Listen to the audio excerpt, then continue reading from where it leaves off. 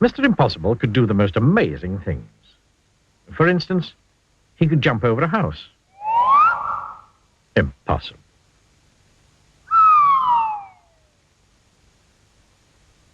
And Mr. Impossible could make himself invisible. All he had to do was to stand there and think about becoming invisible, and he became invisible. Impossible. And Mr. Impossible could fly. All he had to do was stand there and flap his arms about, and off he flew. Impossible.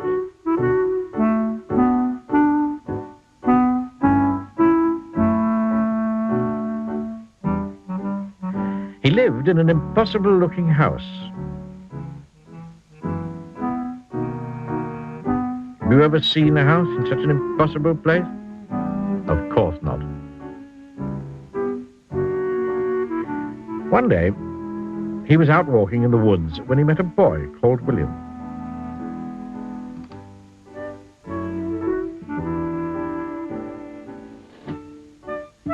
William was on his way to school.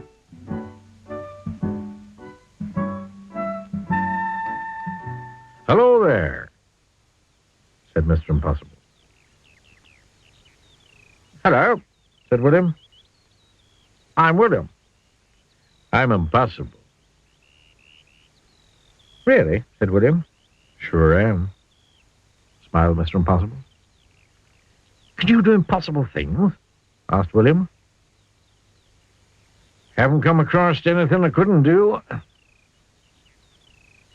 William thought. "Can you climb up that tree?" he asked, pointing to the biggest tree in the wood. "Oh, I can do better than that," replied Mr. Impossible. "I can walk up that tree." And he did.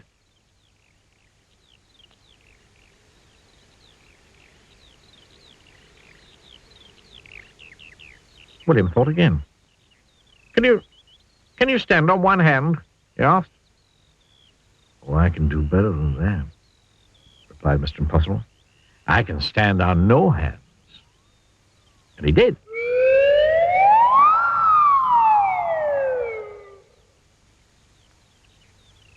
"Huh, that's impossible," cried William. "Sure is," replied Mr. Impossible. Then William remembered that he was on his way to school.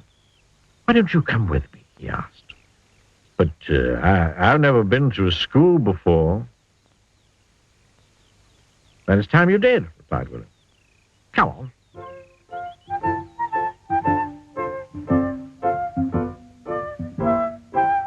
William and Mr. Impossible sat at the back of William's classroom with all the other children. The teacher came in, but didn't notice that there was somebody extra in his class that morning. "Morning, children," he said. "I have a very difficult sum for you to do today. It will take you most of the morning to work out the answer." And he wrote the sum on the blackboard. It really was the most difficult sum William had ever seen in his whole life, full of adding up and taking away and multiplications and divisions and other things William didn't enjoy. The teacher was right. It would indeed take up most of the morning to work out the answer, if not most of the afternoon as well. Mr. Impossible whispered in William's ear. William put up his hand.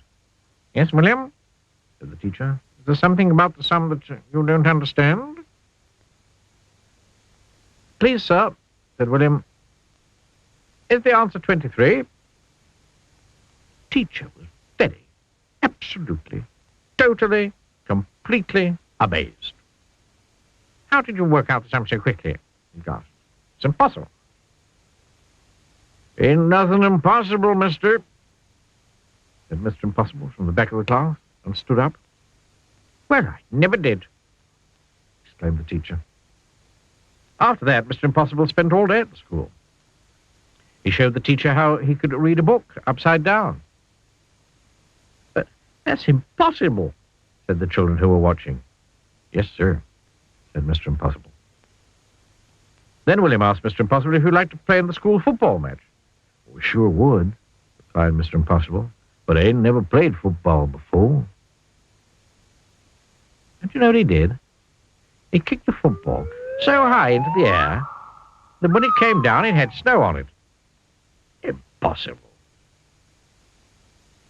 Then it was time to go home.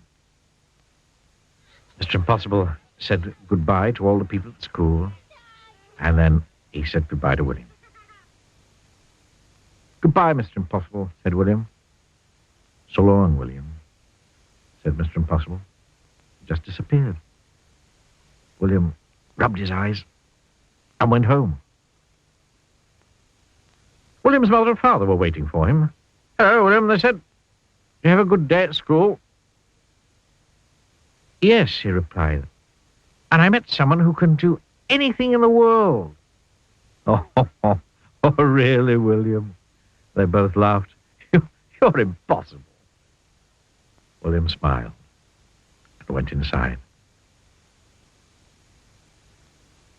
And 100 miles away, a small figure was listening to what William's mother and father were saying. And then he went to sleep, standing on his head. And we all know that that is downright impossible. Yes, sir.